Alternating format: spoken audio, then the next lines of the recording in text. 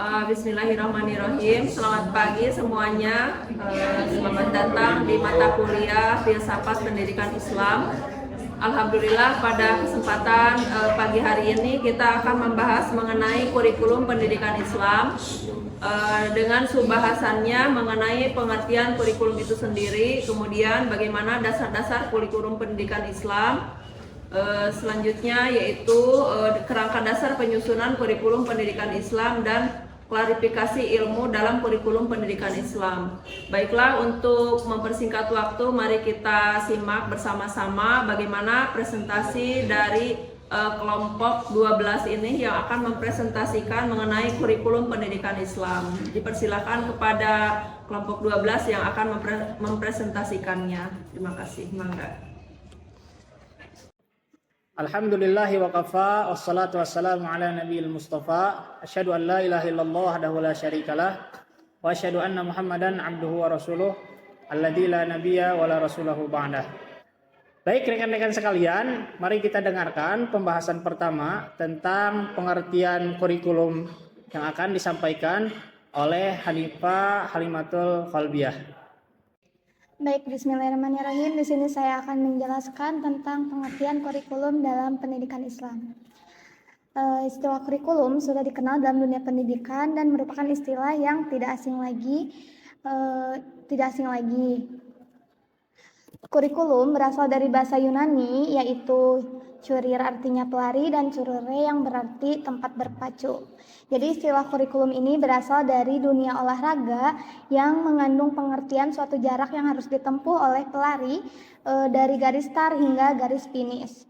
Nah, dari kata ini, kurikulum dalam pendidikan diartikan secara sederhana sebagai jumlah mata pelajaran yang harus diselesaikan oleh anak didik untuk memperoleh ijazah. Nah, dari kata bahasa Arab, kurikulum disebut dengan manhaj yang berarti jalan terang atau jalan yang harus dilalui oleh manusia pada berbagai bidang pendidikan.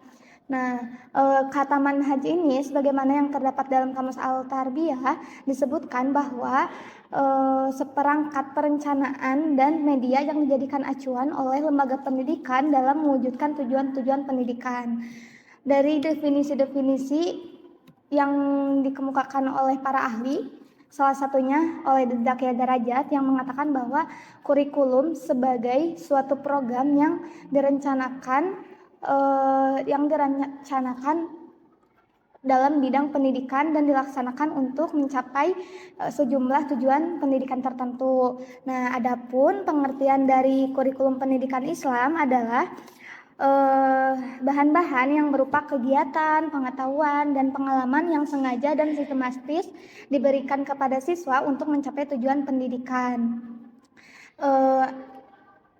Pendidikan ini harus dirancang dengan memperhatikan beberapa faktor penting seperti tujuan pendidikan Islam itu sendiri, tingkat usia, serta perkembangan kejiwaan anak dan kemampuan pelajar. Nah, dalam konsep kurikulum ini harus jelas agar tujuan pendidikan Islam ini menghasilkan pendidikan yang efektif. Nah, oleh karena itu perlu mempertimbangkan dan memperhatikan beberapa sumber-sumber ajaran Islam dan juga pandangan atau rumusan yang dikemukakan oleh para ahli pendidikan yang relevan untuk mengembangkan kurikulum tersebut agar mencapai tujuan pendidikan yang pendidikan Islam dengan optimal. Nah, kurikulum pendidikan Islam bertujuan menanamkan kepercayaan dalam pemikiran dan hati generasi muda, pemulihan akhlak dan membangun jiwa rohani. Nah, selain itu juga untuk memperoleh pengetahuan secara kontinu, kepercayaan dan akhlak serta penerapan amalan teori dalam hidup. Nah, dapat disimpulkan bahwa kurikulum mempunyai peran yang sangat penting dalam upaya mencapai tujuan pendidikan. Apalagi ini merupakan pendidikan Islam yang begitu kompleks. Seorang anak didik tidak hanya memiliki kemampuan secara afektif, kognitif maupun psikomotorik, tetapi dalam dirinya harus tertanam sikap dan perilaku yang berakhlakul karimah.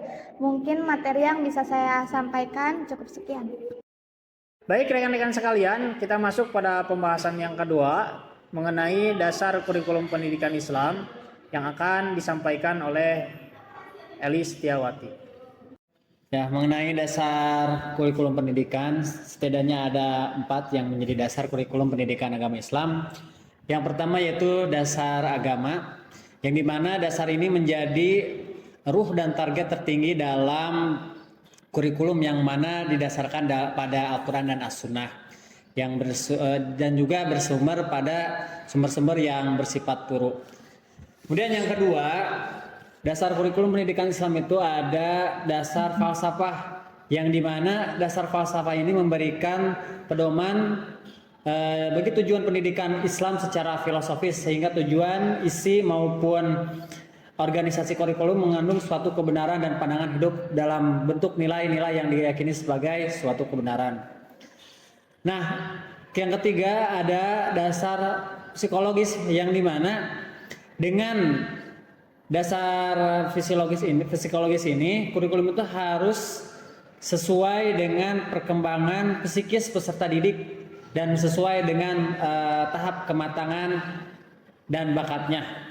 Yang terakhir adalah dasar sosial, yang dimana dasar sosial ini memberikan gambaran bagi kurikulum pendidikan Islam mengandung ciri-ciri masyarakat Islam dan kebudayaan, baik dari nilai segi pengetahuan, nilai ideal, serta cara berpikir dan adat kebiasaan serta seni. Terima kasih. Baik, rekan-rekan sekalian, kita masuk pada pembahasan yang ketiga mengenai kerangka dasar penyusunan kurikulum pendidikan Islam yang akan disampaikan oleh Ihsan Nur Fatur Rahman. Bismillahirrahmanirrahim. Izin saya akan memaparkan tentang kerangka dasar penyusunan kurikulum pendidikan Islam. Kurikulum yang baik dan relevan dalam rangka mencapai tujuan pendidikan Islam adalah yang bersifat integratif dan komprehensif, yang menjadikan Al-Quran dan Al-Hadis sebagai sumber yang utama. Kita dapat menemukan kerangka dasar yang dapat dijadikan sebagai sumber operasional, pedoman operasional dalam penyusunan dan pengembangan kurikulum pendidikan Islam di dalam Al-Quran dan Al-Hadis, yaitu 1. Tauhid, yang keduanya perintah membaca. Yang pertama, tauhid. Pendidikan yang pertama dan utama adalah pendidikan tauhid, yang wajib diajarkan dan terus-menerus diberikan dalam pendidikan. Jika pendidikan tauhid ini diberikan terus-menerus, manusia akan menjaga keimanan dan ketakwaan pada Allah Subhanahu wa taala secara konsistensi. Oleh karena itu, pendidikan tauhid harus terus-menerus diberikan dan diintegrasikan dengan pendidikan lainnya. Tauhid merupakan prinsip utama dalam seluruh dimensi kehidupan manusia, baik hubungan vertikal dengan Allah dan hubungan horizontal dengan manusia. Yang kedua, kerangka dasar yaitu perintah membaca. Perintah membaca yang dimaksudkan adalah perintah membaca ayat-ayat Allah yang meliputi 3 macam ayat, yaitu ayat-ayat Allah yang berdasarkan wahyu, ayat-ayat Allah yang terdapat pada diri manusia, ayat-ayat Allah yang terdapat di alam semesta di luar diri manusia. Perintah membaca ini bersumber dari firman Allah yang disampaikan kepada Nabi Muhammad SAW melalui perantaraan malaikat Jibril di Gua Hiro, yang menjadi perintah pertama dalam Al-Quran, yaitu Quran Surat Al-Alaq ayat 1-5, yang artinya bacalah dengan menyebut nama Tuhanmu yang menciptakan. Dia yang menciptakan manusia dari segumpal darah. Bacalah dan Tuhanmu lah yang maha pemurah, yang mengajarkan manusia dengan perantaraan kalam. Dia mengajar kepada manusia apa yang tidak diketahuinya. Perintah untuk membaca ayat ini harus dibarengi dengan nilai tauhid. Bismi Rabbik, maknanya ikra, bahwa dalam meneliti ilmu dan sains tidak dapat dipisahkan dengan nilai-nilai ketuhanan. Kurikulum pendidikan Islam adalah perangkat rencana dan pengaturan pengalaman belajar yang dirancang untuk membentuk manusia yang seimbang dalam aspek spiritual, intelektual, emosional, dan sosial. Penyusunan kurikulum ini memiliki landasan filosofis, teologis, psikologis, sosiologis, dan yuridis yang menjadi pedoman dalam mencapai tujuan pendidikan Islam. Baik rekan-rekan sekalian, kita masuk pada pembahasan terakhir mengenai klasifikasi ilmu dalam kurikulum pendidikan Islam yang akan disampaikan oleh Muhammad Rahmat Nur Hidayah. Baik teman-teman, kita masuk ke pembahasan yang terakhir yaitu tentang klasifikasi ilmu dalam kurikulum pendidikan Islam. Meskipun tidak mutlak, sebuah kategori klasifikasi ilmu yang banyak dikemukakan oleh para ahli ialah pembedaan segenap pengetahuan ilmiah dalam dua kelas yang istilahnya saling berlawanan. Dipandang dari berbagai sisi penggolongan seperti ini, tampak sederhana sehingga dapat dengan mudah dipahami. Nah, konsep penggolongan inilah yang ternyata diikuti oleh Imam Al-Ghazali dalam membuat klasifikasi ilmu. Dalam kitabnya Ihya Ulumuddin, Imam Al-Ghazali membagi klasifikasi ilmu itu menjadi dua macam. Yang pertama, ilmu syar'iyah dan ghairu syar'iyah. Nah, ilmu syar'iyah ini adalah ilmu yang bersumber langsung dari Allah, bersumber langsung dari Nabi, tidak hadir melalui aktivitas nalar manusia seperti matematika, dan tidak melalui eksperimen sebagaimana ilmu pengobatan atau kedokteran, dan juga tidak melalui keterampilan pendengaran seperti bahasa. Nah, yang kedua, ilmu ghairu syar'iyah. Nah, ilmu ghairu syar'iyah ini adalah ilmu yang bersumber dari akal manusia dan pengalaman empiris, mencakup ilmu pengetahuan dan teknologi. Juga berbagai ilmu yang diperoleh melalui intelektualitas manusia, bukan dengan cara taklid. Nah, Al-Ghazali juga mengklasifikasikan ilmu pengetahuan secara hierarki. Ia juga menentukan nilainya sesuai dengan tingkat manfaat dan bahaya yang ditimbulkan dalam mewujudkan tatanan kehidupan dunia yang seimbang untuk mencapai tujuannya hidup di dunia dan di akhirat. Nah, dengan demikian dapat diyakini pula bahwa ilmu agama bukanlah satu-satunya ilmu yang bisa mendekatkan diri kepada Tuhan. Ilmu pengetahuan apapun adalah sarana menuju kedekatan manusia dengan Tuhannya.